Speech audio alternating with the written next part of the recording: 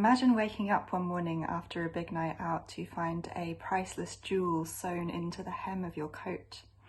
And you realise that in fact it's been there the whole time, all throughout your life, throughout all of the ups and downs and financial difficulties. Well, we think that discovering the mind of meditation, the power of the mind, is a lot like discovering this priceless treasure. Yeah, so on this meditation day that's coming up, we're going to be looking at these forces of the mind that distract us in meditation, such as ill will, restlessness, and distraction, and just see how we can start to resolve some of those so that we can become a more embodied, more emotionally positive, and inhabit more calmer states.